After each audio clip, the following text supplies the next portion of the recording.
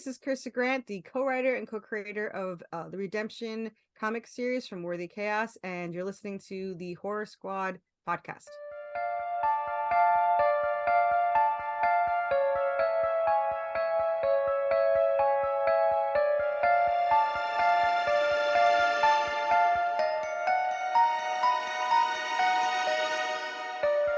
Hello, welcome back to the Horror Squad podcast, episode number 281. Tonight we're talking about 1999's The Blair Witch Project. I'm one of your co-hosts, Todd. We have Joe and we have Steve, who also has an interview. Steve, what we got? We do. We have an interview with Corissa Grant. She is the writer of a comic book series by the name of Redemption, and she is here to promote her newest entry, Chapter 5. So, talk to Corissa about comic books, and it's a very graphic comic, a lot of blood, a lot of that kind of stuff. So, something new for our show. I thought, why not? Let's promote some, indie horror creators out there, and great interview. So, check it out at the end of the episode. Very cool. You guys have anything going on lately? Good weekends? What did I do? Not much. I went to the doctor. I was talking off the air. I went to the doctor for the first time in years. I decided I'm getting old. It's time to take care of myself. So, and then high cholesterol, boring stuff like that. But hey, take care of yourself, people. Don't be like me. You're almost at 40. It's only that's why the old rubber glove comes into play. So oh yes, get the one finger. Better make it 3. I've had the finger up the butt already. Ooh, at 37, and it was it's awkward. It's awkward. Also, you got to remember too, like, people are like, well, the doctor's gonna make fun of me, and like, dude, they see like 100 patients a day with all sorts of weird shit. Like, the finger up your butthole is going to be in and out of his memory unless you like moan or something weird, make it memorable. But yeah, just go get your health checked out because it's important. Yeah, absolutely. What about you, Todd? Anything new in Todd World? Todd World. Let's see. No, just kids sports and stuff. Old man foot problem, which is fun. Off the air talking about it. Got to take some medication for that. Plantar fasciitis is not fun. It's where your tendon like tears a little bit in the bottom of your foot, connecting your heel to the whatever is back there. Ugh, not cool. That's about it. Steve, what about you? Yeah, that's the problem with us, right? One weekend we're talking about fucking going to Texas, meeting all these celebrities, having like great barbecue, and the next we're like, yeah, we went to that clinic, got checked out. Yeah, you just never know with us. Nothing special on my end. I spend most of the weekend swimming and going pool and hot tub and just enjoying the short period of summer that we get here. So it's awesome. I love this time of year. So it's hopefully I'll get to do it a lot this year. Last year a lot of rain, so I couldn't do it, and then I got COVID for like a month, so didn't get to enjoy it last summer, but trying to do my best to enjoy it this year. Yeah, we've barely hit summer here. We had like 2 days that were like 90, and then this whole week is going to be in like the 50s. So that's fun. It's like but whatever. Hopefully next weekend will be better because we're supposed to be going on our first tiki cruise. Our last tiki cruise got canceled, so I'm excited to finally get out on a boat, weather permitting. And then Red Sox Yankees next Sunday, so that should be fun. Are you getting in any? Are you talking shit so you guys fight kind of Yankees Boston fans or? No, like that back in the day, absolutely. But nowadays, the rivalry isn't as strong as it used to be, mainly because the Red Sox suck now. Or one team or the other has sucked. Neither team has been like both competitive against each other. So it's not as fun when both teams like aren't in the race. So it will happen again one day. But as of right now, it's a little cooled off. I mean, there's still a little bit of back and forth between fans, but not as crazy as it once was. All right, excellent. So I think it's time that we spill a little tea. Oh, you want the tea? I'm sorry. We don't serve tea. Nope. Instead, you get a cup of Joe. And now here's Joe with the news. All right. Thank you so much, Chuck. And here we go. Here it is, your cup of Joe for the week. Let's start off, I suppose, with a little sad news, but news I think that was pretty expected. And that is that Robert Englund has said he is officially finished playing Freddy Krueger. Cue sad music, I know. So he recently did an interview with Variety magazine to promote his documentary, which Steve and I had the interview with last week, Hollywood Dreams and Nightmares, the Robert Englund story. It is out now. You can stream it on Screambox. Fantastic documentary. definitely check it out. But in his interview, he said, "I'm too old and thick to play Freddy now. I just can't do fight scenes for more than one take anymore. I've got a bad neck, bad back, and arthritis in my right wrist, so I have to hang it up.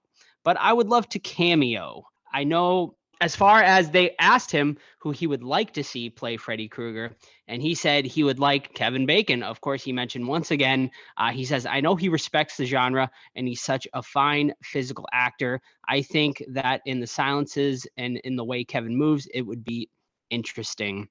So I don't think any surprise there, guys. No more Robert Englund playing Freddy. The fans can finally put it to rest. He said he would like to cameo, though. So, I mean, what do you think? Do you think maybe we could see one more Nightmare on Elm Street with a stunt actor, and then we see sort of Freddy and Robert Englund in up close shots? Is that the way you'd kind of want to see it?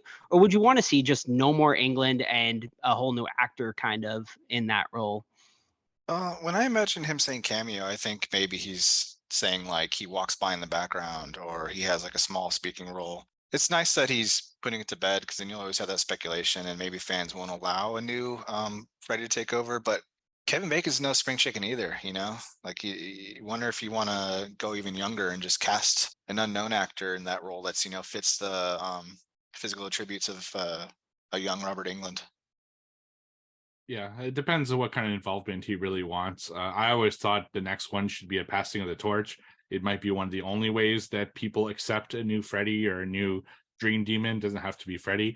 And I think it would be cool if the movie started where people don't believe in Freddy anymore and he's so weakened that he needs to transfer over his powers to maybe someone more powerful. And like that, he doesn't have to do any action. He could just kind of be, you know, in a chair or just talking, right? And just have him at the beginning and at the end of the movie. So, or maybe he just wants to appear in the movie as Robert Englund and just kind of show that it's because if he's in it in some way, he kind of endorses the project, right? Regardless of how big a role he is. So we'll see. But I'd like to see him involved in some way just to pass the torch. I love that idea of him giving over. He can, the character can even remain Freddy Krueger, you know, if you just make it in a way where like he's transferring his evil essence, like, you know, like his vessel or whatever can't survive for whatever reason, and then it gives to another actor, kind of like what they tried to do with the Corey angle, even though that failed miserably. But yeah, I like that. You can definitely please the Freddy Krueger fans both ways with having him in it and transferring the torch. Hopefully they do that. Steve, write it up in the email. Yeah, we'll do. Here's my question though. Do you think the fans will accept it, even if Englund gives his endorsement, passes the torch, said this guy I fully support as a new Freddy Krueger? I still think the fans are not going to accept it. I mean, he's fucking 75 years old. You have to accept it. You know, he's not going to come back. That's just the way it is. That's life doesn't work that way. So it's either you accept it or you don't and stop watching him. But they're going to watch it anyway. It's like people who bitch about Call of Duty and then the next year they buy Call of Duty. So it's That's just me. it's an empty threat. So yeah. I think people accept it. If you want the character to live on, you have to. What other choice do you have? I don't think it's a Nightmare on Elm Street if it isn't Freddy Krueger. Like if they name it fucking John Rogers or whatever, it's not the same, you know. So they got to keep Freddy in there. If you like, I think Steve, you brought it up. What's his face that starred in the remake? He was a good Freddy minus the CGI face. So like he's also older too though. So yeah, he can't do it anymore either. Yeah. Jackie Earl Grant he's a good actor, but it was the wrong movie, I think, for sure for that. But yeah, he was a good one. Well, one actor did throw his hat into the ring immediately after following it, and that is Mr. Devon Sawa has thrown his name into the hat to play Freddy Krueger. Do you think he could pull it off? No. Nah. not from what I've seen. Not that he's a bad actor, but doesn't. I haven't seen anything that, you know, would say, oh, that's Freddy-esque. What about David Howard Thornton? Art the Clown.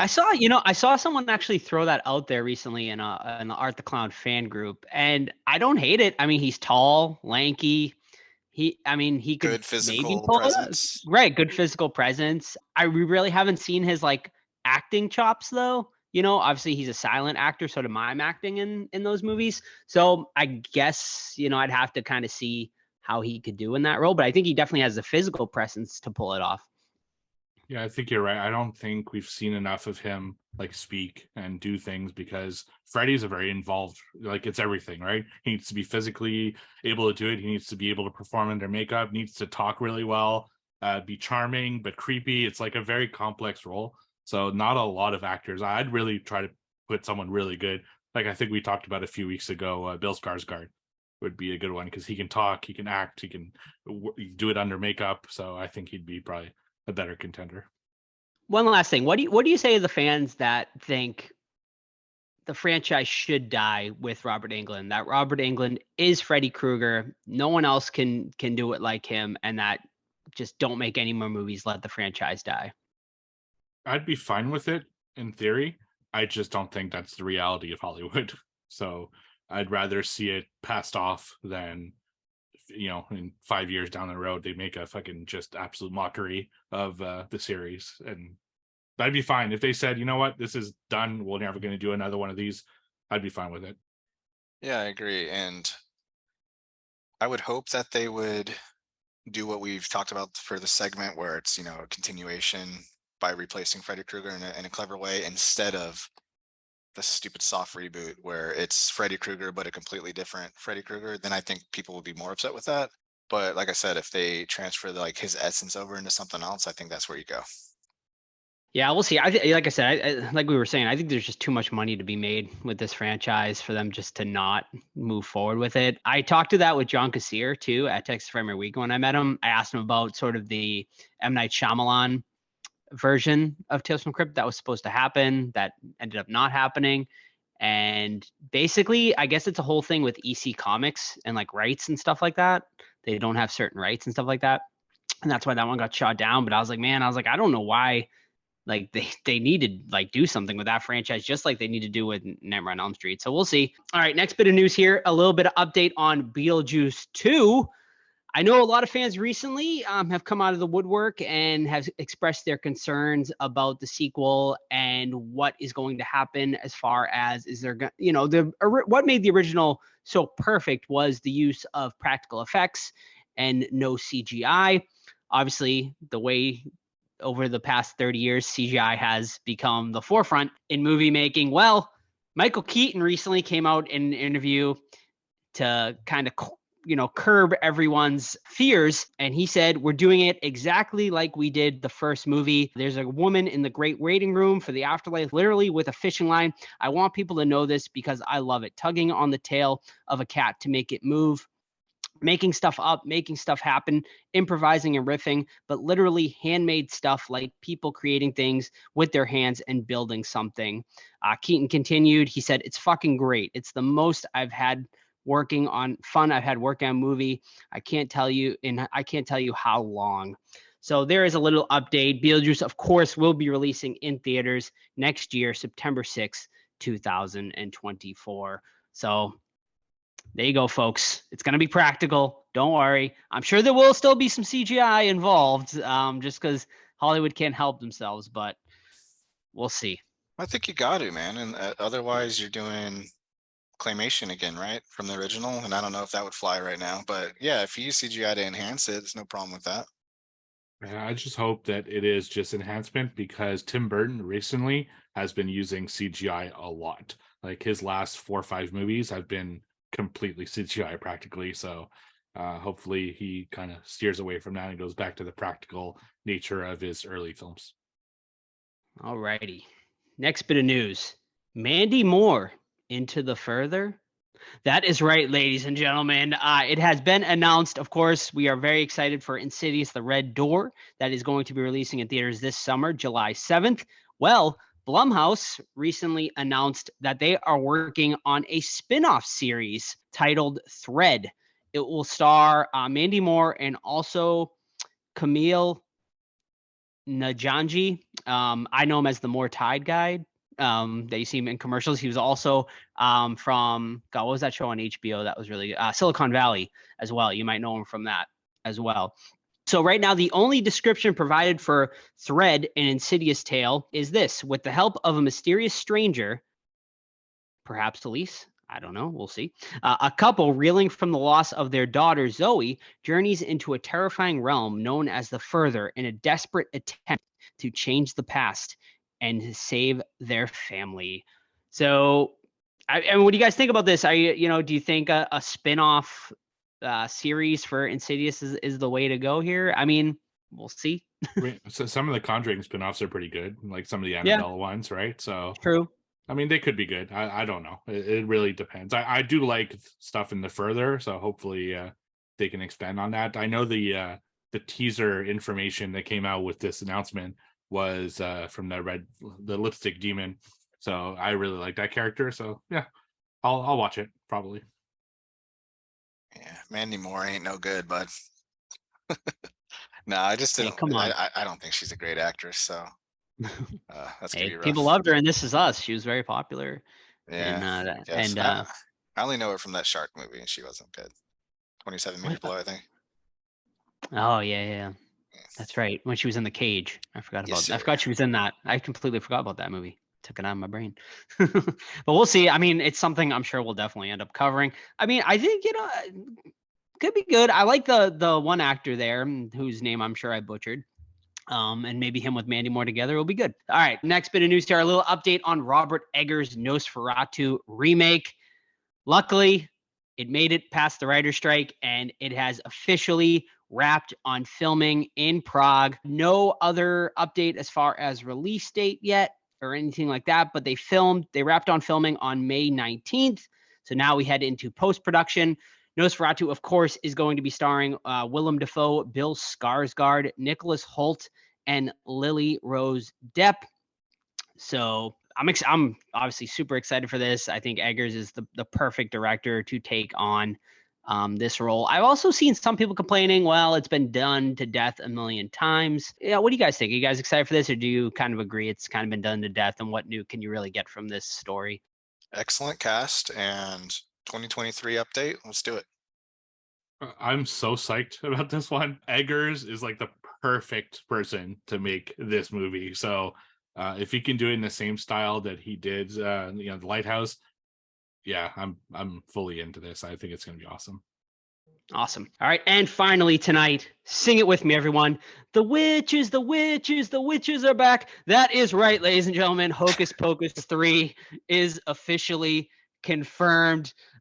Of course, Hocus Pocus 2, a massive hit for the Disney Plus streaming service. Disney's Sean Bailey, a Disney exec, flat out confirmed it to the New York Times. He said, yes, Hocus Pocus 3 is absolutely happening. No other news, whether the sisters are going to be back or not. I'm sure they are. I'm sure all three have confirmed. I'm sure the money is being thrown at them. So I guess my question is, what do you want to see, I guess, out of Hocus Pocus 3 that could make it better from the last one? That's all I got.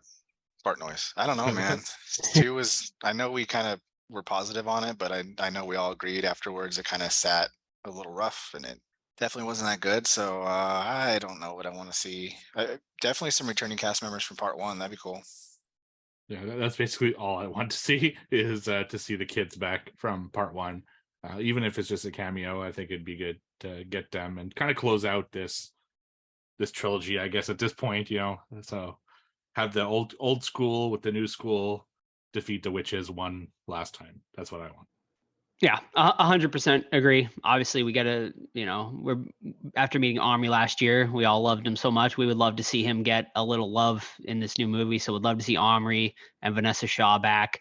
Even the bullies, like bring them all back in small little cameo roles. I know it was rumored that what's her face, Dora Birch was supposed to star or supposed to like have a cameo in the last one at the school principal, but I think she ended up committing to like Wednesday, and then she ended up falling out of that role as well. So, yeah, I mean, it'd be great to see them all back, but at least one or two, returning characters to kind of bring back that nostalgia. But also this movie isn't for us. It's for, young children, obviously, and tweens and stuff like that. But, as long as it's, fun, I'm sure there'll be some enjoyment of it. I hope they film in Salem this time, unlike they did in the first movie. They didn't in the last one, and it definitely showed. I feel like it'd be great to see like those old filming locations from that first movie back in this one, even in just background stuff. I mean, that would be really cool. That would bring nostalgia too. So we'll see. I doubt they'll do it, obviously, for budgetary reasons. I'm sure they'll end up filming in Hollywood or some cheaper area, but we'll see. And that is it for horror news this week. I hope you enjoyed your cup of Joe. Thank you.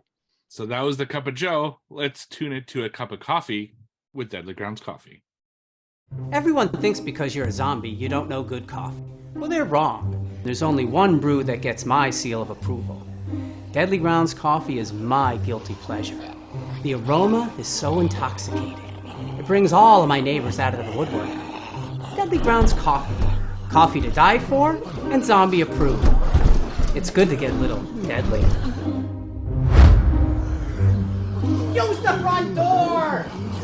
Oh, they're so disgusting. What watched? I have one title, and it is a what read called The Massacre at Yellow Hill, written by Mr. C.S. Humble. And yeah, this one is set in like the old West, right? We got cowboys, we got miners, we got everything going on. We got Native Americans, all that stuff.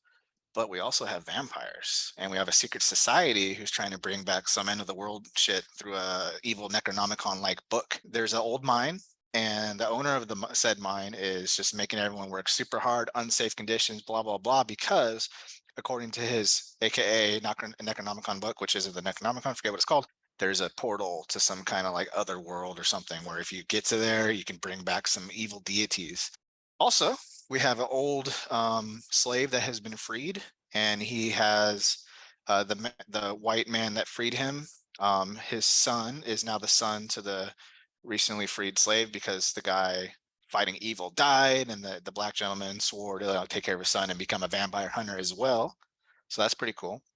And we follow them around as they're on the trails of killing vampires until they eventually hear the news of this town called Yellow Hill, where they have this mine and some evil shit going on. So the boy and the son, the man and the son travel to Yellow Hill to confront that evil. It's very popcorny, very like B-movie-ish, and I was into it. So I gave it a solid 3 out of 5 on Goodreads. So that's The Massacre at Yellow Hill. That's all I have. Alrighty. My first one tonight is a horror short that I found over on YouTube. It was released 2022, but might have been released more 2023 release. I'm not 100% sure on this, but it is titled The Chair. 25 minutes. You can watch it completely free on YouTube. This one is about a gentleman who, while driving down the street, finds a chair on the side of the road. He decides to pick it up, bring it home. He goes home. He kind of gets into a bit of a fight with his girlfriend about this chair. In the midst of the fight about bringing home the chair, he ends up back exactly where the chair first was. No recollection of how he got there. He goes back home, realizes it's been a week. Basically, a whole week of his life has happened, not acting like himself and stuff like that. And from there, some weird and supernatural stuff starts to happen, and I'll leave it at that. This one was extremely solid. You know, you never know what you're going to get when you're watching short horror films, but this was shot really well, acted really solidly, and has some genuinely very creepy moments. It's definitely like a mind-bending sort of horror movie, and one I think that could have been tightened up a little. Obviously, with these shorts, you know, there's no sort of thing to kind of tighten up scripts and whatnot or re-edit them and stuff like that. But this guy, Curry Barker is his name. I think he has a promising career ahead of him. I looked up his Letterboxd and IMDb. He doesn't have much else on his repertoire, so I'm assuming he's a young gentleman or someone just getting in the genre. But I think this guy can do some really great stuff in the genre after watching this short. So I highly recommend it. I give it a 3.5 out of 5 just because I think it could have been. I think the ending could have been a little better. But overall, I definitely recommend checking this out. Like I said, it's only 25 minutes. Check it out on YouTube. It's called The Chair. Cool. My first one is a 2023 film that I watched over on Shudder, and it's called Influencer.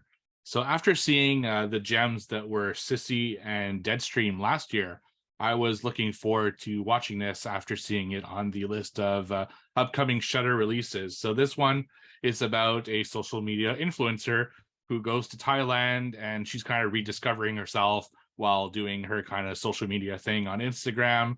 and she meets this other woman who kind of shows her the ropes in Thailand and how to live differently than she had been.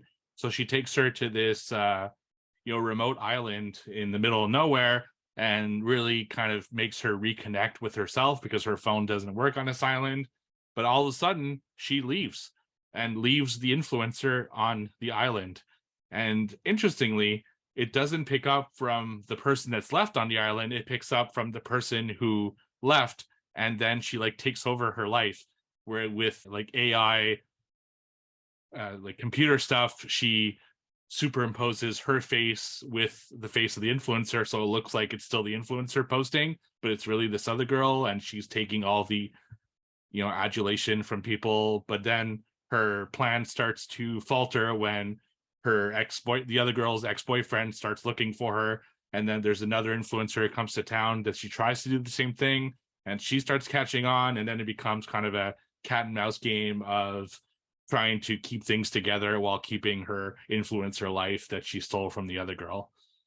I thought this was a really interesting film. I think there's a lot to love about it.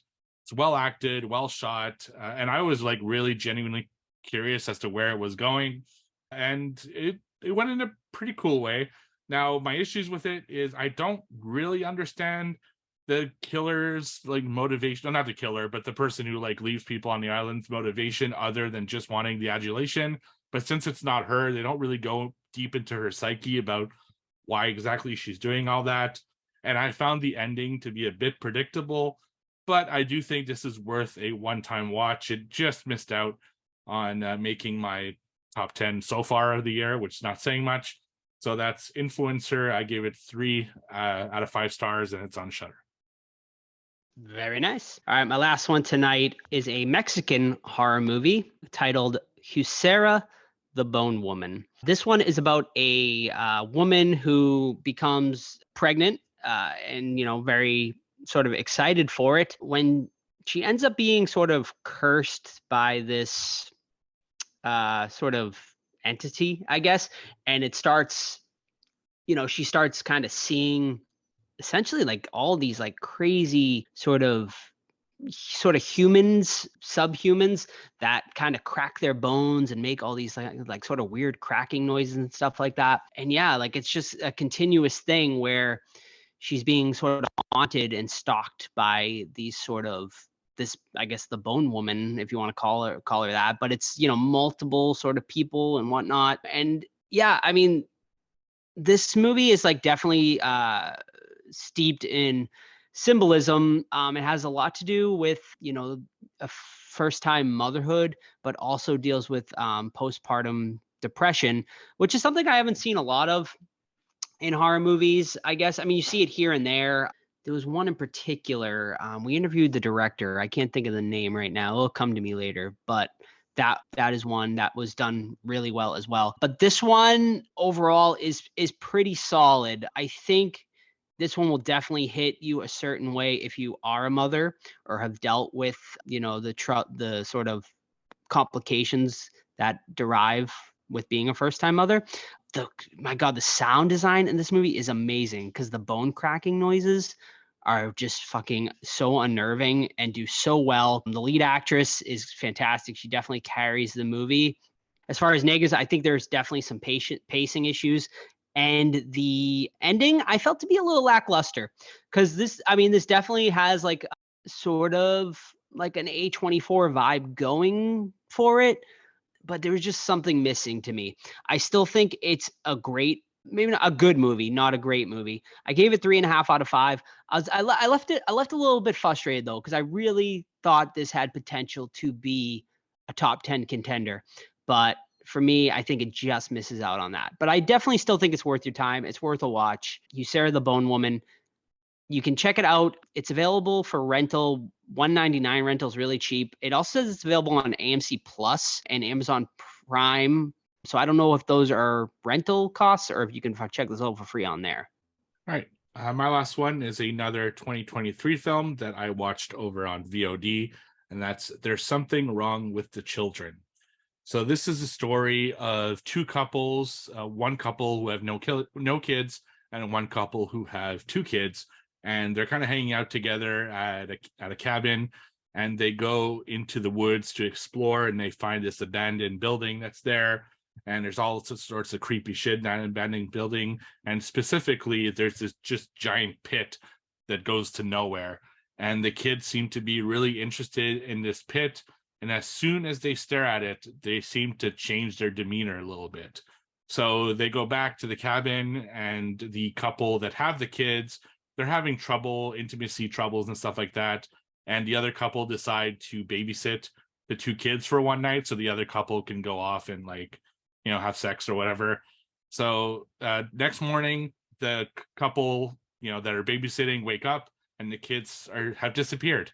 They can't find them anywhere, and must be a freaky feeling because it's not their kids. So the dad, the guy, not the dad, but the guy goes into the woods, and he goes to the place that they went to, figuring they probably went back to that interesting looking building. Sure enough, there they are right in front of the pit, and poof, they jump into the pit. And then he's freaking out. But as he goes back to the cabin, the kids are there again, but they are completely different than they used to be. They are two absolute little monsters. They kind of remind me of two of the same character of the Good Son, Macaulay Culkin's character, but two of them. Like they, at face value, they look like they're good kids, especially in front of their own parents. But when they're dealing with him and his wife, they're absolute monsters. It's like they're trying to get him in trouble.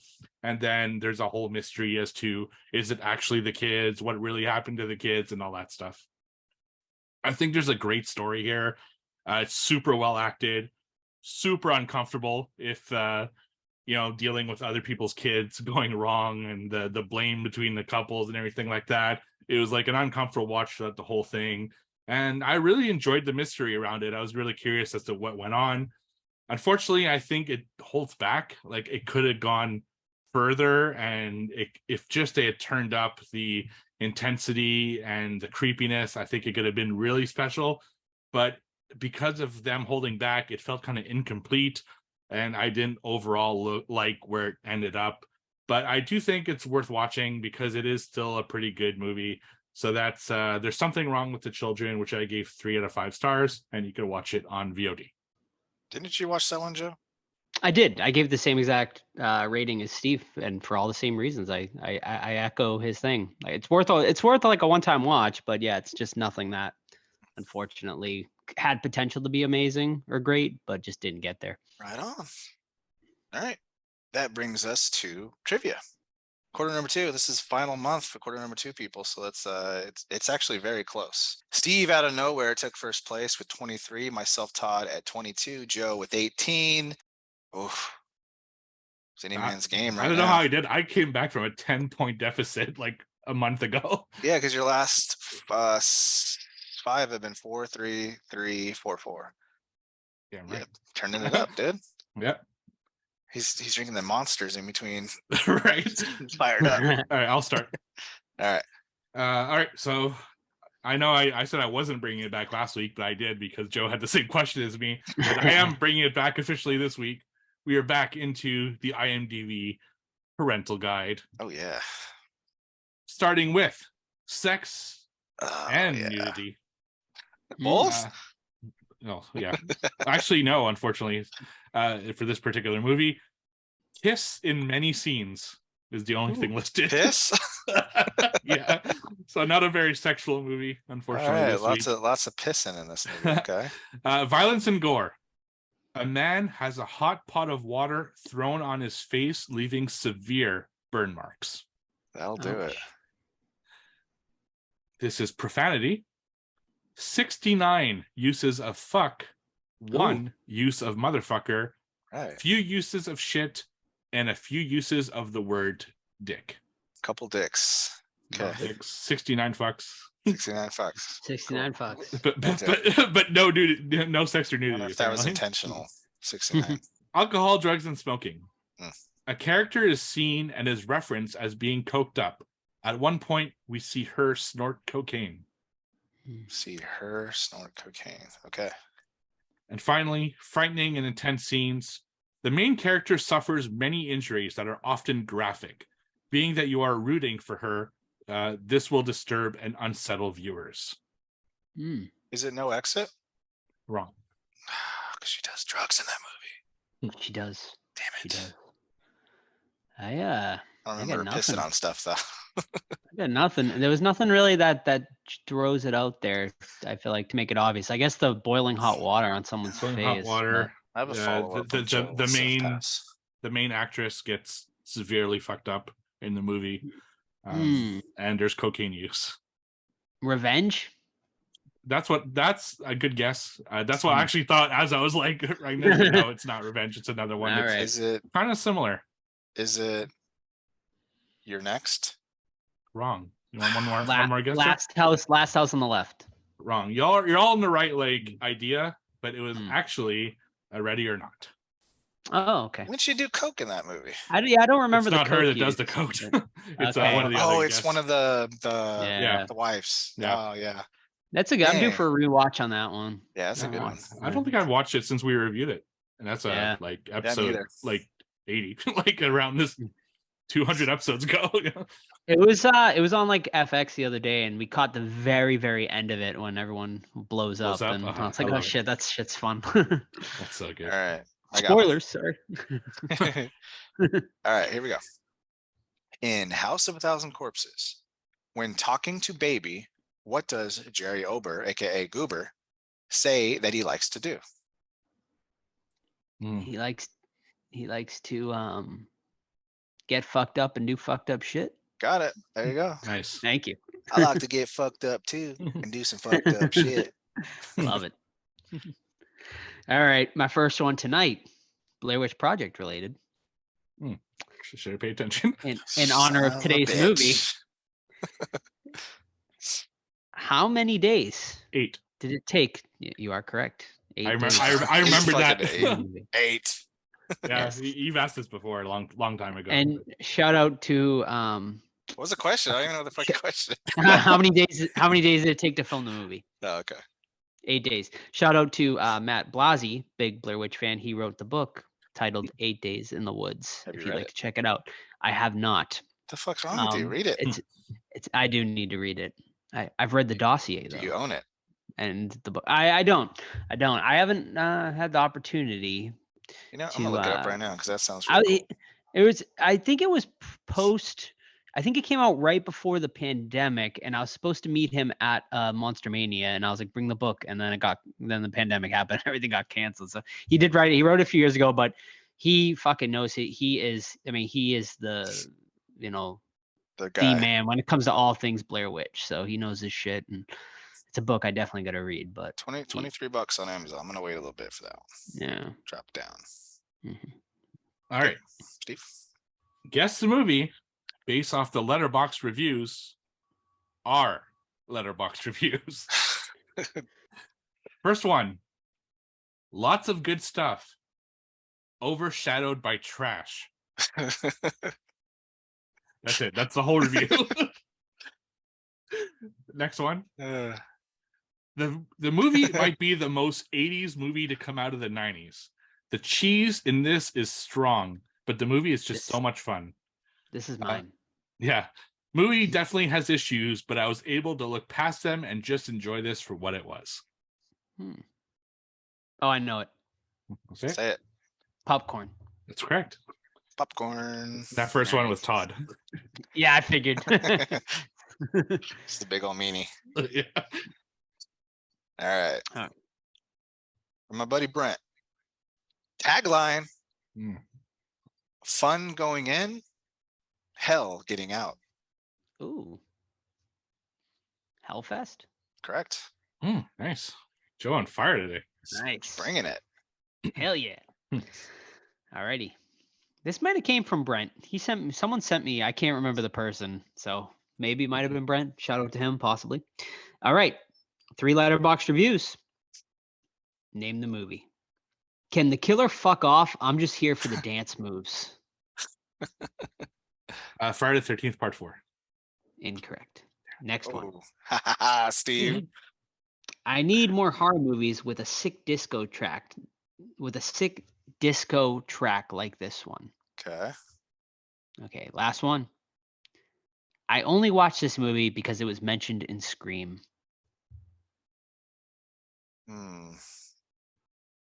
I had two possibilities, but now the Scream one's messing me up. Is it Friday the 13th Part 5? Incorrect. Shit. Is it Creepshow? Incorrect. One Is more, it- Todd. Uh, You want me to Scream? reread them? No. I mean, you can if you Okay. want. It's up to Steve. No, it's I have no idea. Disco does not. Disco. Scream. Yeah, that's They mentioned a fucking 1,000 movies in Scream. Yeah. I guess like Stage fright. This one very prominent. Incorrect. The correct answer is Prom Night. Prom night. oh, Yep. Mhm. right. Yep. Talks about Makes, Jamie Lee. makes sense, right? Dang it. All right. Brand new Oof. question this week. So based off this kind of the same thing I do with the parental guide, there's also another section in IMDb called Did You Know? So this Oh. is based off the IMDb Did You Know section. Okay. First category Which is movie is it? So I can look it up real quick. Yeah, that's the question. The first category is trivia. The mud in the cemetery scene is made out of methyl cellulose and Oreo cookie dye. Fuck is this Mitzi cellulose? Return of the Living Dead. Oh, wrong. And now you have to wait the whole thing. All right. Had to try. Quote, and get your filthy pig knuckle off my desk. Pig knuckle. That's funny. Next category is goofs. It's a continuity error. When Christine hallucinates her piece of cake having an eyeball, the cake crumbs disappear and reappear between shots. Christine. Who the fuck is Christine?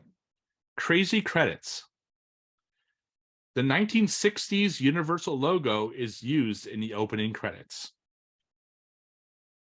And finally, soundtrack, rock ballad, unused theme from The Exorcist by Lalo Schifrin.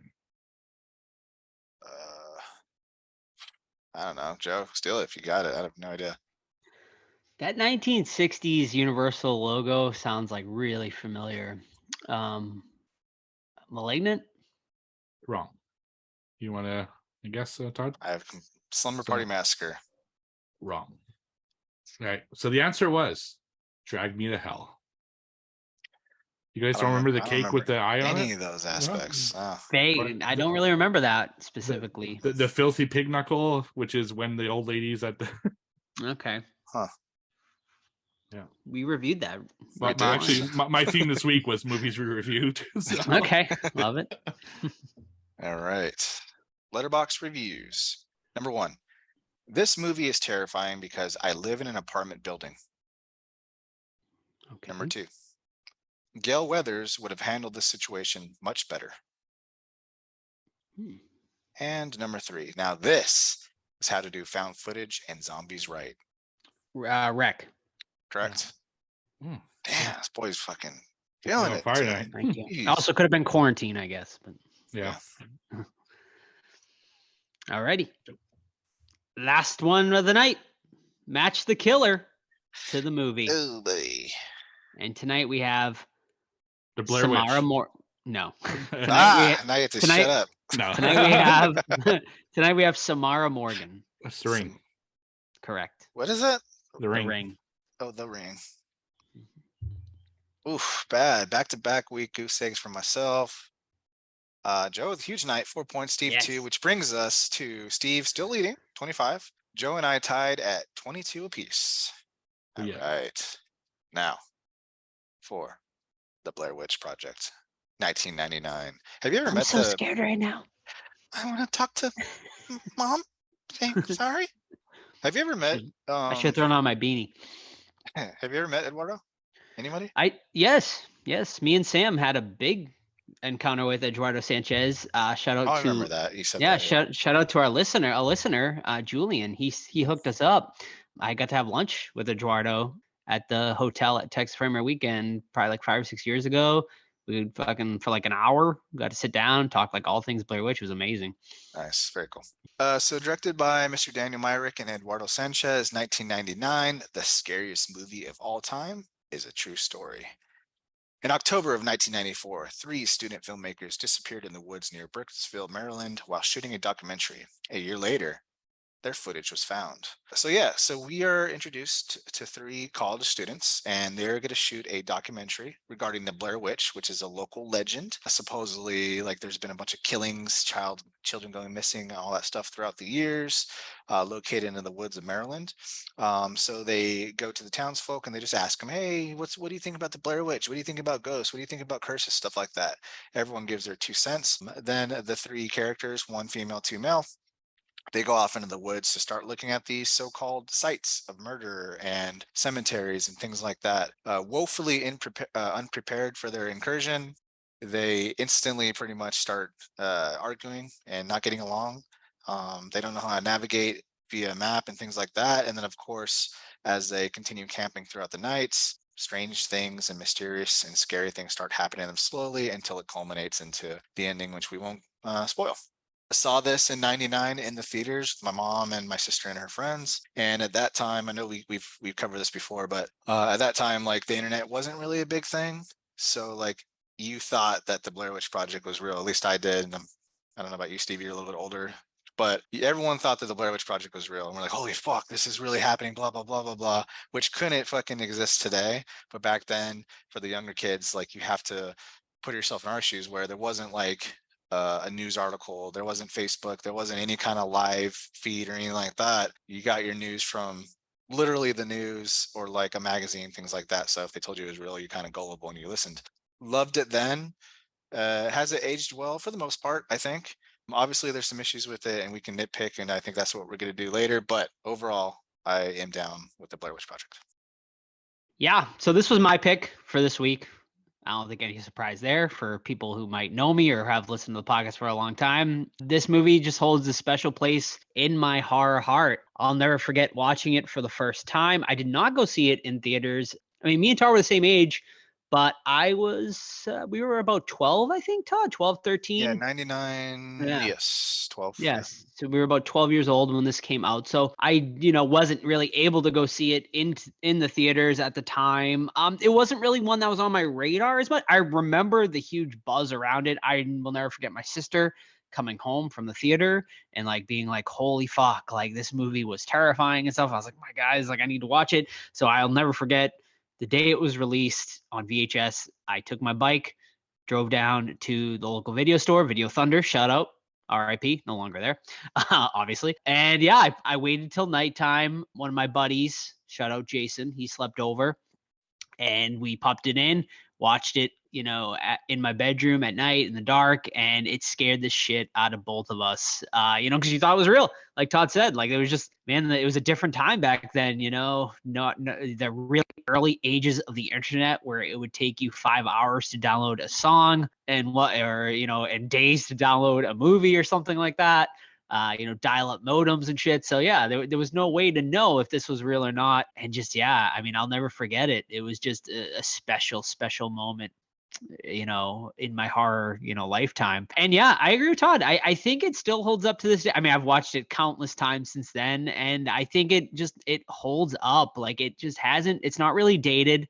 The grainy footage just still feels so authentic. It really, the fact that they filmed it in actual woods, the movie didn't have a script. It was completely improvised from all the actors. They just kind of gave them an idea of what to go off of. And yeah, I mean, and I think that helps this movie just feel so genuine still to this day. They used all this actors' real names and stuff like that. And we'll get into it later, but I mean, people like I think put out like, APBs on these people when they saw them, yeah, I mean, it's great. Does the movie have issues? Sure. But for me, I still think it is almost a damn near perfect horror movie as far as not having to show the monster and making it extremely effective and just using noises. And that's really about it. And who would think that rock piles and just creepy things hanging off trees could be so unnerving? But I think this movie does it masterfully. Yeah, so like Todd, I saw this in the theater in 1999. I saw it with my friends probably because I was like 15, 16. And I just remember also thinking it was real. You know, I know people now would be like, what the fuck? How did you not know it wasn't real? You have to remember, like, when Cannibal Holocaust came out, the director went on trial in court because they thought he murdered the actors because they thought it was real. Like, it wasn't, it was a different time. And even 99, like, I did have the internet, but like Joe said, it wasn't the internet as we know today. I mean, YouTube is only 2005. There's no Facebook, there's no Twitter. You know, it's a completely different era of the internet.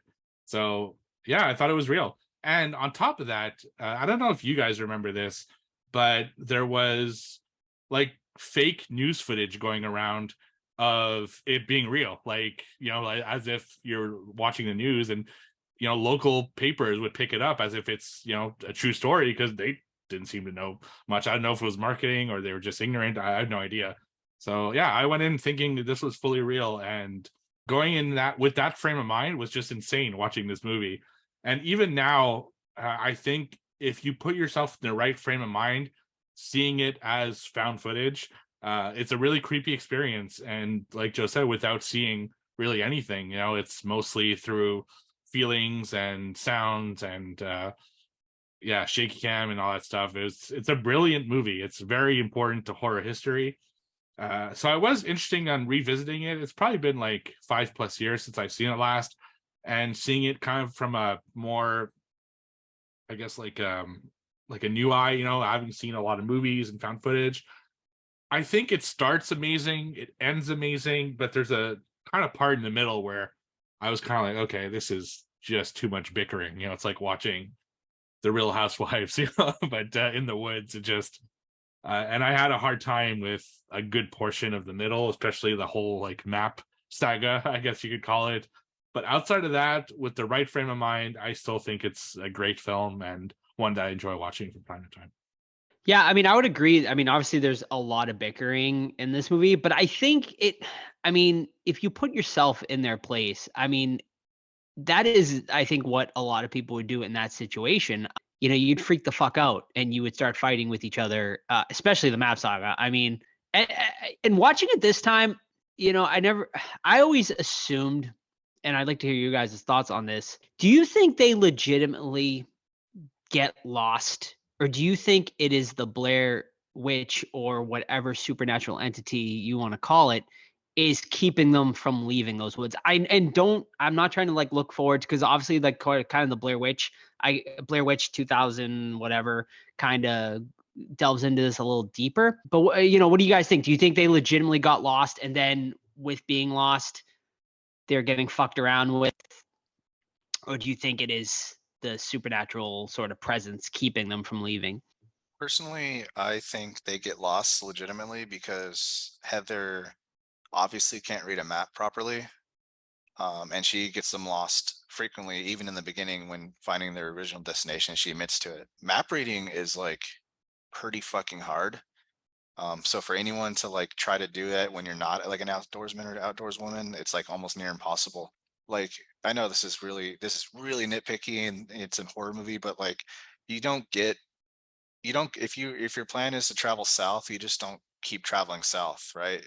It's kind of counterintuitive, but like you pick like a feature, like, all right, I see that tree is roughly 100 meters away. Let me walk south towards that. Because when you're walking on uneven terrain, oh, I got to go around this rock. I got to go down this hill. You start drifting. That's how you walk in circles, right? So like for them to just be like, all right, we're gonna walk south for 4 hours. Like, no, you're gonna go fucking southeast and west and blah blah blah. So if you're ever in the woods, pick a feature and then walk 100 meters, then readjust your azimuth with the fucking compass and then walk again. So I think they were just woefully ill prepared, which you can actually see from when they're shopping in the supermarket, getting like boxed fucking rice and cans. I'm like, what?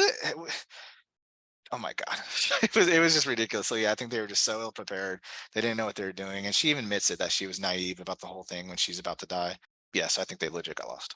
I actually disagree. Now, I think their stupidity and their lack of preparedness for the situation probably didn't help the situation. But I think the second that they find the rock, the Blair Witch kind of takes over, because they do end up finding like the house and everything. Coffin rock or the rock pile? The coffin rock. I feel that they wouldn't have found the house just wandering around the woods aimlessly for days, because they would have gotten so far off course probably that they probably would have hit a highway somewhere or something else, kind of like a Tom Gordon situation when we reviewed that 2 years ago. I think the Blair Witch eventually took over and was guiding them to certain checkpoints and really kind of fucking with them, because clearly with the rock piles and the Blair Witch symbol everywhere, she's fucking with them from the time that they enter the woods. So there's a lot of reason to believe that part of that plan was getting them lost and angry at each other, which she probably feeds off of, and then eventually bring them to the house to get them killed. So is she the witch messing with them from day one, or does it kick off when he accidentally kicks over that rock pile? It's a good question because I remember watching it this time too. I picked up on Josh saying that Heather picked up a trinket from that cemetery rock pile. And is that what did it? Me personally, I think the moment they stepped into those woods was the moment the Blair Witch kind of took over. She knew why they were there. She, like, you know what I mean? Like, they were there to find the Blair Witch, and they found her. I think getting lost was all her sort of plan, and her, I think it was her kind of fucking with them. And I mean, I think you can go either theory though. I think Todd, I think your theory is not, I think you could go either way, honestly. You could see, and that's why this movie's great. You can really discuss it. There's a lot of things you can discuss with it. But I think the Blair Witch was there from the very moment they stepped into those woods. It drives me crazy, and I know Heather gets a lot of flack, which is justified. But when she's a terrible interviewer, man. Like when she's talking to people, she does not let them finish sentences, especially the quote unquote crazy lady at the trailer park. She's like telling her story, and like she's like, yeah, I saw the way, and she's like, oh, what'd she look like? Oh, she looked like, oh, what did her head look like? Dude, fucking Heather, shut the fuck up. Let her talk. That drove me freaking crazy. But does Heather and not Mike, the other guy, do they have a relationship? Heather and Josh. Yes. So this obviously isn't discussed in the movie at all, but in the dossier, which you can pick up super cheap, I recommend it too. It's a really easy read. It's not exactly a book. It has like a lot of it basically goes on to the investigation part of it. It's like a police officer. He picks up it's like his field notes and all this stuff. And it is talked about in the dossier that Heather and Josh did date at one point. But as far as in the movie, they are broken up. They had basically broken up. Josh even mentions in the movie at one point that his girlfriend is going to be looking for him and whatnot. So yeah, I mean, they did at one point did have a relationship, which goes into the theory, of course, that some fans have, is that Josh and Mike brought Heather out there to murder her, which is a theory I never gelled with, but it is an interesting one that you can kind of look into with fan theories. Yeah, I don't know if I buy that personally. Just they had so many opportunities and they never did really anything to, put her in danger, at least on purpose. Something I really commend about this movie is how important the first 10 minutes are without realizing how important the first 10 minutes are. You're watching it. It just seems like random shots of them doing kind of useless crap. They go shopping. They're in a hotel room. They do a few interviews with locals and stuff, but how much of that comes to play later in really clever ways, whether it's like Todd said, their ill preparedness for the trip, to some like, the whole, looking at the corner thing, which, pays off right at the end of the movie, the rock piles, like it all comes into play really in that first 10 minutes. And I really love that now that kind of what the big beats of the story are, to see how well they built that lore without you really realizing it.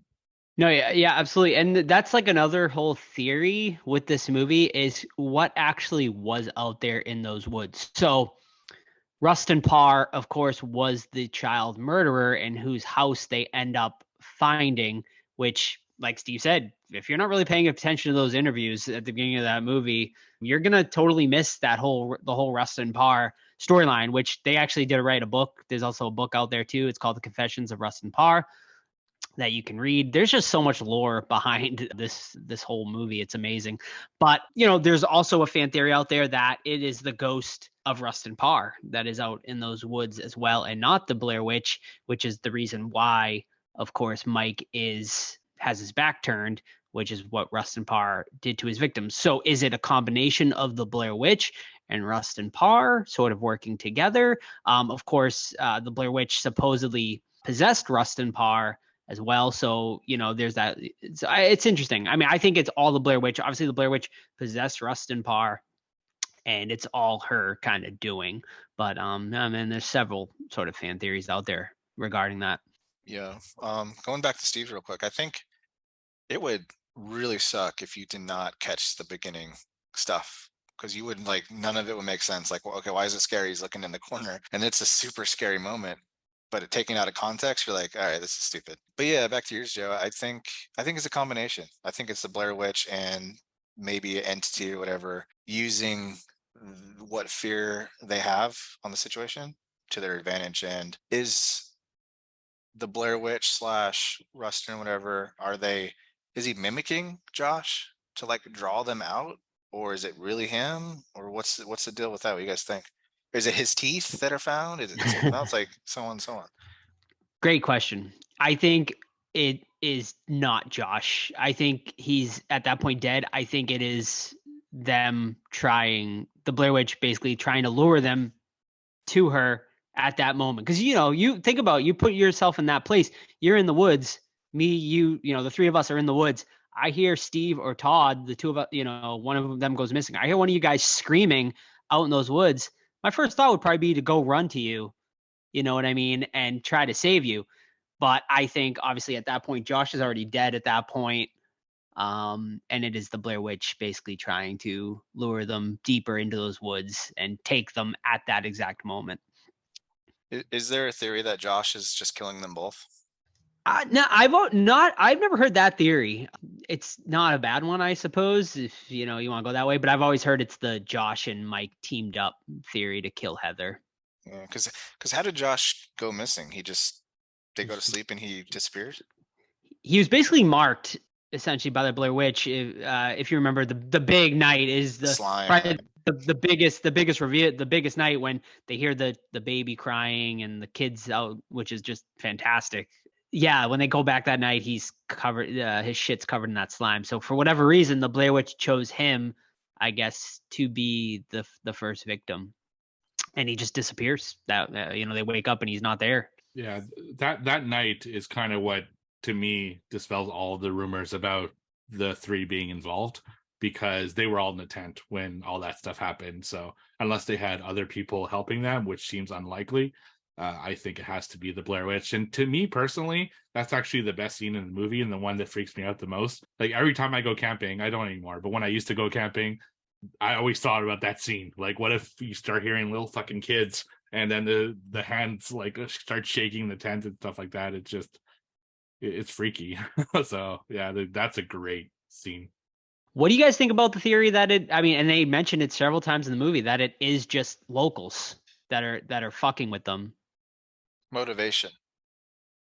Like, what is their motivation? If we take it at face value and all three of them are dead, why? Like, what would their what's the reason for that? Why kill them? I mean, because psychopaths. Well, I thought they were gonna, like, by releasing this documentary, it would bring people to Berkeley. They're like, how people are with their fucking little towns. They don't want tourists, going over there. So if they're kind of promoting that little town, then they're afraid that people are going to start showing up there, and it's going to become kill 3 kids. Yeah, although that would make more sense, like, today with, like, social media, because all the fucking little Instagrammers and YouTubers would be in those woods all the time, whereas back in '99, I don't know, that doesn't seem as likely that a ton of people would go there all the time. Yeah, I mean, obviously this town, when the movie came out, got fucking absolutely inundated with people. Like, it was that, and I've been to Burkittsville, and it is tiny. Like, it is a very, very small town. I mean, you're talking in the hundreds, maybe under, 100 people living in this small ass village of Burkittsville. They got a small little post office and a little not even a supermarket. You know what I mean? In this little town, it's tiny. Is it a But real urban just legend for them? Or is this all no, fictionalized? no, it was all completely, made up for the movie. But it is a very historic village, like extremely, extremely historic. So they take pride, obviously, in their thing, and obviously nowadays I think they welcome it a little more. But back then, people were fucking literally stealing the Burkittsville signs, off of. People were just unfortunately vandalizing, stealing shit and stuff like that. They actually changed the way the sign looks so it wouldn't look like it did in the movie now and stuff like that. But it's not. When I went there, I walked into the cemetery, no one bothered me or anything like that. And it was very, very quiet there. And then where they actually filmed in the woods is about a half hour from Burkittsville. And that still looks like the movie to this day. Like Coffin Rock looks exactly the same as it did in the movie. There's still that creepy little there's like a little sort of almost like a garage, like a mini house that they drive by at the beginning of the movie when they're first going into the woods. That's still there. The Rustin Parr house, unfortunately, no longer exists. It got destroyed in a like hurricane or some sort of storm they had a long time ago. And that, from what I heard, there's still some ruins there, which I couldn't find. I didn't find it, unfortunately. But from what I heard, there's not much to see there anymore as far as that. That'd be a cool piece, though. That'd be a cool piece. Grab a little piece of wood. It would be. Yeah. So what do you think? What What is your personal? Is it face value that Blair Witch is real and she killed them? And then who found the surveillance or the camera footage? Does it say? So that was one of my questions. Like, who found it, edited it, and then released it? Right. The Blair Witch is like, yeah, come get this fucking. Put it on. Yeah, exactly. Right. So they found it. Obviously, once that takes place, that's in the dossier too. I can't 100% remember, but from what I remember, cops or something, right? From what I remember, it was I don't even think it was police. From what I remember, it was a search team. Essentially, they sent out like a search team, and they found it. From what I remember, it was like buried like under some rocks or something like that. Sort of like how they find it in Blair Witch 2. It's sort of like a similar situation like that.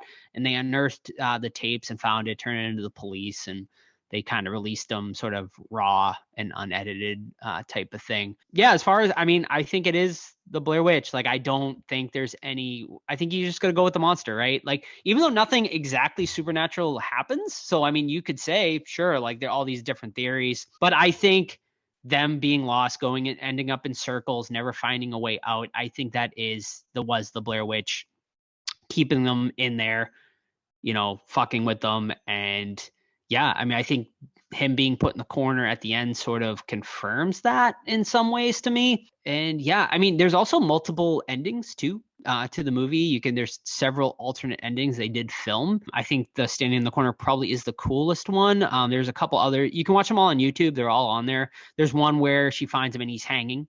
There's another one where he's looking directly at her, and the Blair and the stick man figures are kind of hanging all in the basement. That one's kind of cool.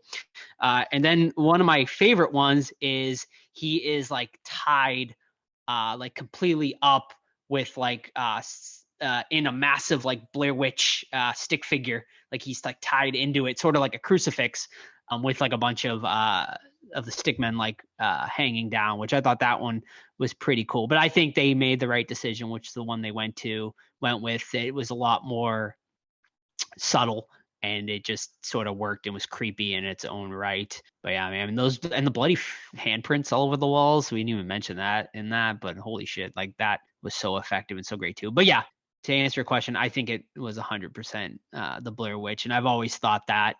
And I think we should cover eventually 2016 Blair Witch, because I think it really does some interesting things with the lore that wasn't obviously explored in this one that would make for a good discussion as well. I did see them a long time ago, the alternate endings, but they do describe the Blair Witch at the beginning, like what she physically looks like. Was there ever something shot or thought of to show her, even if it's just like at the end when the camera is on the floor, like just her hovering above or something? Just was there ever like consideration of putting her into the movie somehow? He said she was furry too, right? Yeah. Yeah. Strange. Yeah, Mary Brown, she's like a great side character She in is, this. Like yeah. she's just so like has like a creepy look to her and stuff like that. Her and her sort of description of the Blair Witch was really great. That was a great little scene. As far as I know, when they run out of the woods, from what I had heard, did they did have a sort of person dressed. It was a crew member, but they did sort of dress it to look sort of like a Blair Witch. So when Heather says, "What is that? What the fuck is that?" when she's running out, that is her not knowing what is out there, but they did sort of, to get her genuine reaction, sort of dress someone up in a sort of Blair Witch. But my understanding is they never really planned on showing it or having any sort of thing like that. Also, I think it was budgetary reasons was a big part of it as well. I think had they had a bigger budget, they maybe would have considered showing something at the end. But I think this movie was revolutionary. I mean, it set a record. It was like the highest grossing movie based on a budget, like, of all time. I think it did eventually get passed by Paranormal Activity, but yeah, I mean, this movie was a game changer. It really showed that you can just go out with a camera in the woods and turn a $15,000 or whatever it cost budgeted movie into $100 million movie. Is amazing. Yeah, honestly, I know we have it really well or really good, where anyone can make a film now. But it's kind of, I miss the old days, man, where it was like, to make a film was a little bit more difficult because now, like, the market's oversaturated, right? And everything's been done. So I kind of miss that, to be honest. And don't know how you guys feel about that. But also, a couple follow-up questions. Does Heather deserve all that hate she gets? Or was she just, unfortunately, a little naive, like she says? Do you think she's ultimately the reason why they fucking die? Great question. I think she was definitely not prepared, obviously. Is it the reason they died, though? No. I mean, like I said, I think the moment they step into those woods, they were doomed. So, I mean, she was wanting to make a film on the Blair Witch, so maybe it's partially her fault, obviously. But no, I mean, I don't put the blame on Heather really at all. And I think she wanted this. Honestly, this is another reason why this is such a good found footage movie, because there's a reason for them to keeping the cameras rolling, in a lot of ways. Whereas a lot of found footage movies these days, a great sin of why the fuck are you still filming? And there's no great reason for it. But here, it makes sense. They're filming a documentary. Even when they hit shit, she wants to keep getting that footage because she thinks they're gonna get out. And it's for light, right? Like, they need light from those cameras. So yeah. I agree. So I know we don't have the question segment, but I do want to ask you guys just this one. What other found footage films do you think people should check out there that maybe don't get as much love as things like Paranormal Activity and Blair Witch?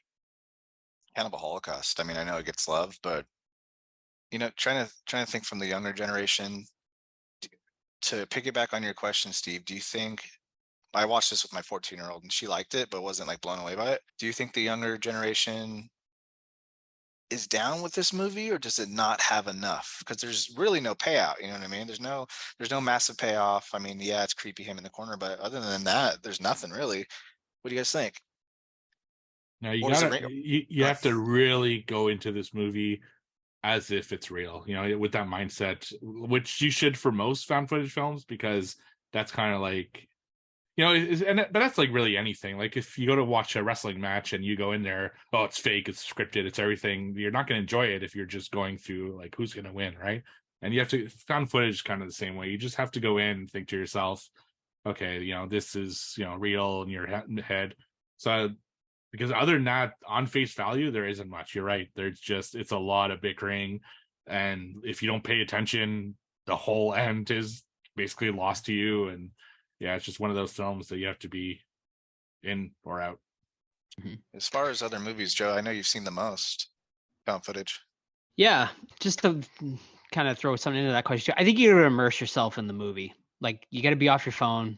You really just gotta watch it in the dark too. Is a must. 100%. Watch it in the dark. Make sure you have like good sound too, because like I had to turn my volume up pretty high to hear. Like if you're not picking up those noises in the woods, it's not going to hit you the same way. So I think you really gotta maybe watch it with headphones in at some point, like or something. I think that would really immerse you in it. But yeah, I think this generation is probably not loving it as much, just because I feel like they're a generation that needs to like see like the monster or see something, but I could be wrong. I'm sure there's some out there. As far as great found footage movies, Eyes Above, So Below, I think is a great one that not a lot of people talk about, but definitely one that is super good. I'm also a big fan of Grave Encounters. I've always been, always thought that one was pretty solid. As far as other ones, The Den, I'm a fan of The Den. I know a lot of people aren't, but I think that one is like really a fun one and pretty solid. That's pretty brutal too. It is, yeah, it really is. I think that's available for free on Tubi too. And then you got your basic ones, obviously like Hell House LLC, always solid. The other one, House of October Built, pretty good as well. And one that is a bit similar to Blair Witch in some ways is Horror in the High Desert. That one is a little slow, but the last like 15-20 minutes, really fucking good and unnerving. And then the last one, RIP to the director, Butterfly Kisses. Great one that I think a lot more people should check out. I agree 100% on Butterfly Kisses. That was going to be mine. It's so underrated. No one ever talks about it, and it's really good. Like they really did a good job with it. What about you, Todder? You got any? Oh no, I was just thinking. I like Chernobyl Diaries. I don't think you liked it, but I thought it was pretty serviceable, especially the ending where she's like thrown in a room. Well, I don't want to ruin it if you decide to check it out. Apollo 18 is kind of goofy, but it's still cool if you like space stuff. But yeah, I think if you, as a younger crowd, also too, it's hard because if you watch movies now, like modern movies, they take a lot of what Blair Witch did. Like Blair Witch, mostly was original. So now if you look back, like, oh, I've seen this before. Like, well, you didn't in 1999. You know what I mean? This is like the Matrix. You didn't see bullet time or that type of martial arts fighting, things like that. So, but yeah, I think you got to go OG and just go Cannibal Holocaust and just fucking go ape shit. But like we've said before, watch out for the real animal cruelty in there. So watch the animal cruelty cut part because there's a version like that out there. I just was looking at some found footage movies. We even talk about one of the greatest, Creep and Creep 2. Where's Creep 3? I don't know. Yeah, I don't know. 7 years, dude. It has been forever. You gotta watch it. Also, Cloverfield, I saw was on a list, and that's a good one. Great. Yeah. That's an awesome one. So some great ones. All right, we rating this sucker? Rate it. I'm a 4. I'm a really strong 4. 4 out of 5. Excellent. I mean, no surprise, I don't think. It's just I love this movie so much. I give it a 5 out of 5. Is it a 5 out of 5? Yes, it is. 100%. It changed the game. It basically revived the found footage. It didn't start the genre, obviously, because Cannibal Holocaust was really one of the first, but it revived the genre. It did something amazing. It changed sort of horror history. And yeah, for me, it deserves a 5 out of 5. Yeah, and then we had to see it parodied for the next 5 years on every fucking TV show ever. Still to this day being parodied. Yeah, oh my god. But that, like, from 99 to like 2005, it was everything. Looks like I'm going to be the grumpy old man here, along with Todd, because I also give it a 4 out of 5. I think it's great. I mean, I go back to when I watched it the first time, and it still holds up. The only thing is I find the middle kind of a little draining. But outside of that, though, love the movie. It's super important to horror history, and I appreciate this movie just existing. And I got to experience that thinking it was real one time. So great. Yeah, which will never happen again, ever. No, unless they put a snuff film out there. And they try so much. There was one I watched like last year, or the year before, where I don't remember what the name of it was, but it was like the Vatican bandit and all this shit, like like it doesn't work anymore. Vatican bandit. Yeah. It was like this whole thing where the Outwaters tried to do like a similar marketing. Yeah, Skinamarink, and it's impossible. No, those days are gone. Right. Yeah. Well, one last thing, it's a new one's coming. It's been announced. Yeah, the new Blair Witch Project is in the works. Unfortunately, it was rumored that Eduardo Sanchez and Daniel Myrick was coming back. He shot down those rumors.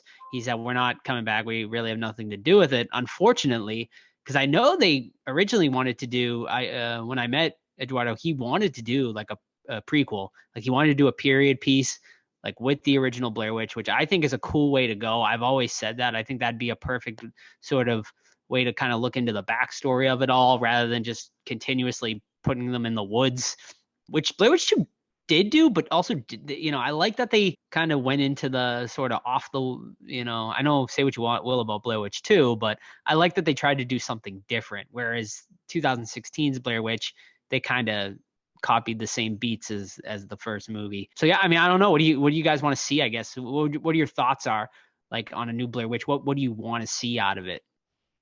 I think I would like to see maybe a relative of Heather, Mike, or Josh, whatever. Like, like 2016. Oh, I haven't seen that one since. All right, yeah, it was Heather's like brother, I was think, it? or something. It was one of Heather's relatives. I remember It's been a liking that while. one. I remember thinking it was pretty cool. I remember like liking it too at the time, but I'd be interested to see like Yeah. how it is now. I mean, because the only thing I didn't like is that the director came out and said it was like an alien, like life force lame. at some point. I'm like, what Like the that. fuck are we doing here? Like, I don't know, because like either you go completely different and you make people mad, or you repeat the Yeah. same fucking formula and you make people mad. So it's like, well, I guess answer this question first. Do you think Blair Witch, the original, could have benefited from seeing something at the end, like something, like a glimpse, a flash, like Saint Maud happens her on fire for like a microsecond? Do you think something like that would have been good? And then to with the sequel, do you expand upon that? Like, do you actually show stuff happening? Yeah, I mean, I think would it have benefited? No, I mean, I think it was perfect the way it is. Had they, at the end, you see maybe rather than you see Mike, you see maybe like a really quick glimpse of the witch. I think that would have been effective too and would have been really cool. Was it needed? No, but would it have been cool? Sure. Yeah, that's exactly what I think. I think when Heather gets dropped and the camera's on the ground, just a quick shot of her hovering, because I think they mentioned that she hovers, she doesn't like walk, and just really like half a second, just she's hovering into frame, black. That's it, just hammer it Like home. some like I think it would be cool, like some really dirty taloned feet just floating across the fucking screen. Yeah, exactly. Yeah. And Heather screaming or something like. Mm-hmm. But yeah, what do you guys think for the sequel though? Like, what do you guys want? I would like what I just said. I would like to see sort of like a prequel period piece. Now, I think as far as a mainstream audience, I don't know if they would like that as much. So I think they'll probably go a similar beat as, the Blair Witch movies we've been getting. But I think as far as interesting, I would love to see a backstory like on the Blair Witch and how she came to be. Yeah. The Blair Witch, but like the witch, like the Sure. that style of film. So yeah, I don't like going backwards, but I think that's the best way to go in this particular situation, because what else can you do in the future? Like you said, just send them to the woods again and go through the fucking process again. It just doesn't work. Be cool to see some Easter eggs though, like them finding stuff from the original movie. But yeah, did they do that in the first one? Did they? In the 2016 in part 2, and I can't remember. It's been a while.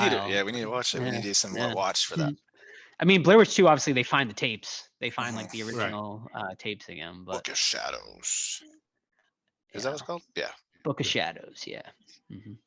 All right, folks, that is going to be it for this week. We hope you enjoyed our review of the Blair Witch Project. Next week, we are going to be reviewing a double feature. We are going to be doing The Ring and Ring U. You can check out The Ring is available in America on Netflix, and Ring U is available over on Shudder. So check that out before next week. In the meantime, you can follow us on any of our socials: Facebook, Twitter, Instagram, The Horror Squad Podcast. Email us anytime, The Horror Squad Podcast @gmail.com. And of course, the absolute best way to keep up with us is our Discord. Just send us a DM via any of our socials, and we will get you that link to join our Discord. Completely free, amazing community over there. Please join us over there. You can also buy merch if you'd like to support us. tpublic.com/the Horror Squad podcast. And if you haven't already, please leave us a 5-star review on anywhere you listen to your podcasts. And I think that is it. So we'll see you guys next week for our double feature of The Ring and Ring You. And one last thing, stick around for our interview with, who is it, Steve? Corissa Grant. All right, there you go. So stick around for our interview right after this. Bye. Bye. Wow. Hello, everyone, and welcome back to the Horror Squad podcast, where tonight we have a very special guest. She's the co-writer and co-creator of the comic series Redemption, which currently has 4 issues released, with issue 5 launching June 20th. Corissa Grant, thank you for coming on our show. Thanks for having me. Appreciate it. Can you tell our listeners what the Redemption comic series is about? So it's pretty much kind of like a Romeo and Juliet in hell kind of survival story. It's a demon descendant Draven and angel descendant Seraphina, and they're fighting against the fathers that are after them to get this weapon that she was created from, and it has the power of souls in it. And if they get it from her, then they can tip the scales of the war in either heaven's favor or hell's favor. So they kind of just try to survive. And it's a lot like Supernatural and the Resident Evil world kind of thing. So like the first 7 issues, which is book 1, which we're in the middle of, they start out in kind of a Silent Hill situation where they're trapped in this town that's merging with hell, and they have to fight against ghosts, hellhounds, zombies, demons, Anubis, the god of the underworld, and all this cool stuff. So awesome.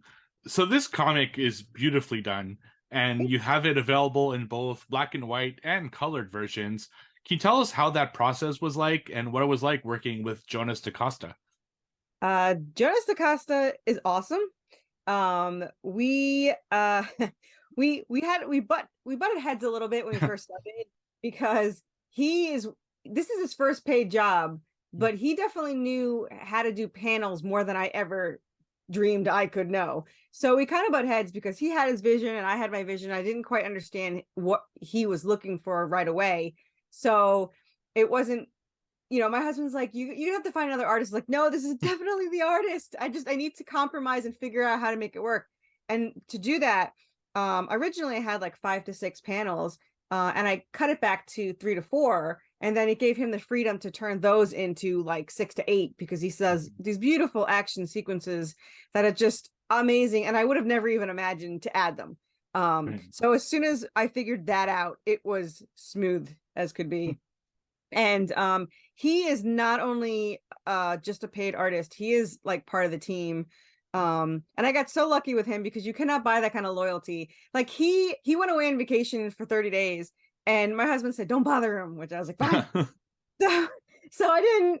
And then 2 weeks in, he wrote me and said, I miss drawing the story so much and I can't wait to get back to it. And I was like, I'm glad you miss it as much as we do, because we were having withdrawals from lack of pages. It was driving us crazy. But so he gets into it as much as we do, and he gets really into it when he reads the script. He's like, "What are they going to be okay?" And I was like, "Yeah, they'll be okay." So it helps to have someone that loves that story as much as you. And it's a long series. My co-writer and I wrote 5 novels just for this series. Wow. It's between 7 and 10 issues per book. Book 1 and 2 are 7, and book 3 we kind of got carried away because it's all zombies, so it's 10 issues. And he's promised us down for all of them. And if he doesn't, we'll just have to like lock him in the basement or something. So right. Something I love about the art style, and it really shows particularly in the black and white, is how gory a lot of these scenes are. There's a lot of action, a lot of blood, a lot of guts. Is that something that was kind of written in, or is that some stuff that he put in as well? He was able to come up with the gory scenes. We wrote that what happens, but he definitely turned it into a masterpiece. Because we actually wrote this when my co-writer Jessica and I were role players, so we had to keep the other person interested. So it's all action. I mean, we don't really. I think they get like, I don't know, 3 pages in issue 5 to like talk and figure things out before they're immediately attacked. So there's a lot of action, and fortunately he does action scenes so well, and he does the expressions really well too, just when they're just talking. And and I don't know if a lot of people know this, but one of the very unique things about our story is the two characters are written by two completely different people. So Serafina was written by me, all her actions and thoughts and speech and everything is written by me, and all of Draven's is written by my co-writer. So when you're reading it, you actually have these two completely different personalities. And my artist just shows the expression so much better because they're completely different. I mean, Serafina talks nonstop like me, and Draven like thinks a lot like my co-writer. Like, she doesn't really talk that much, and Draven thinks. So it's unique to see that the expressions, and he just does it so perfectly. Like, we tried to find an artist, it took forever, and when we found him, now we refuse to let him go anywhere. Right. What were some of your comic influences when envisioning this series? Well, my favorite comic of all time was Ghost Rider. That's what I started reading in the 90s. Danny was my favorite, but I read Johnny Blaze too. But most of it is Resident Evil. From reading, I played the game Resident Evil 2, and I got obsessed with it, and I role played for Claire for 15 years. Nice. So that is a lot of influence in this story. So yeah. I'm going to ask you on a sidebar here, because I'm a big fan of Resident Evil, and we do talk about it from time to time on our podcast. How do you feel about the recent TV series, movie, all that stuff that's come out from the Resident Evil series? I did not watch the Netflix show. I was told it would disappoint me. I don't know if it really did or didn't. I just told it would. I'm very, very particular about the characters, because when the first movie came out, I was so disappointed. I waited 6 years to see a movie from my favorite game, and it had none of my characters in it. And then when they finally had my favorite characters in it, they made Leon like a douchebag who was like a puppy love over Ada. I'm like, no. But I don't know if you've seen the CGI ones. Death Island's coming out in July, and I am like dying to see that because they're all together.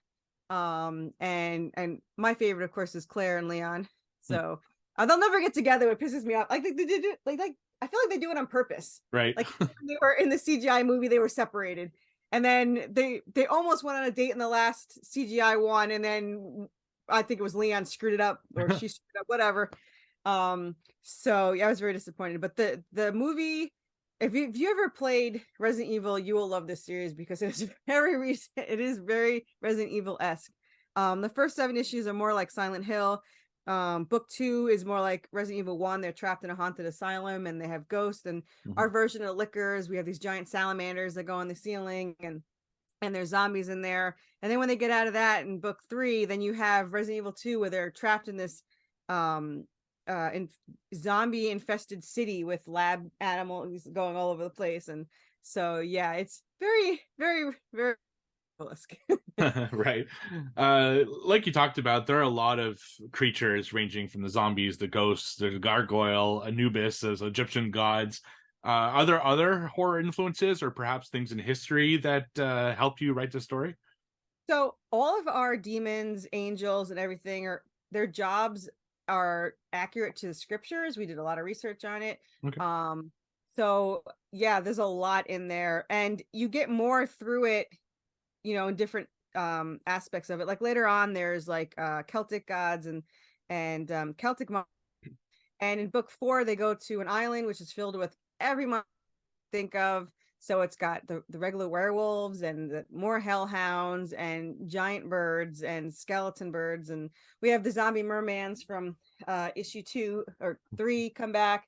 And so yeah, we have a lot of creatures. We have for issue 4, 5, and 6, we have our version of vampires. And I did a lot of research on that. So ours is a little different. They're called clotters. We call them subspecies of vampires, so no one can yell at us. Right. But they have a heartbeat that is every 6 hours, which is enough to strive off rigor mortis. Because it always bothered me that vampires would bleed in movies and they have no heartbeat. But the thing about ours is if they bite you and taste your blood, they can track you anywhere like a homing beacon. And if you kill one of the ones in the family, the entire family will track you down until they kill you. So in these 3 issues that happens, and then they have to go track down every vampire there is and and get them before they can get to them. So we do have a lot of, and there's also in every book there's an Easter egg. So they're from a horror game, a horror movie, a horror show, anything like that. Like we have something from Nightmare Before Christmas and Saw series, and of course there's Resident Evil in there. Right. The very first issue has Resident Evils, and the issue 2 has Resident Evil 2. You have the typewriter from Resident Evil that you save on in one of the offices. Right. So yeah, we have a lot of influence in there, definitely. That's awesome. One thing I've noticed going to conventions is there's more diversity in indie comics and the horror scene. Are there other female creators that inspired you to start writing comics? So none inspired me to write comics because I didn't know any. Okay. I just kind of jumped into this after role playing for with my co-writer for 2 years, and we came out with 11 novels. We're like, this is kind of too good of a series to waste. We should really do something. I was like, let's make a comic. Right. Without even thinking that it's a little harder than just printing it out and selling it. But after I got into the indie scene, Lori from Path of the Pale writer, I don't know if you know her. She's like my mentor, because I didn't think I was told that females weren't looked favorably in the horror industry. So I wasn't sure how it would go. So when I was on Twitter as Worthy Chaos, I hadn't done any videos. And I haven't told anyone that I was a female yet in the very beginning. I've been doing this about 6 months. So about 6 months ago.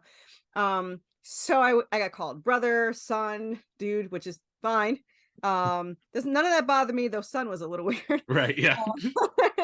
And then she comes along like it's nothing. And I was like, well, hell, if you could be a awesome female horror writer, she has zombies and cowboys. I mean, you can't beat that. So yeah, we became fast friends after that. And she's the one that convinced me, which is ironic because I think you said this is audio only, but she convinced me to do videos. Nice. And I was terrified when I first started doing it. Now I've done like 68 of them. So I'm getting better at them. That's amazing. Yeah. What advice would you give our listeners who would like to pursue passions like writing a comic, writing a novel, maybe making a horror movie? I would say don't go in it for the money. You can probably make money if you're good at it. But it definitely takes time. You have to have an extreme passion for it.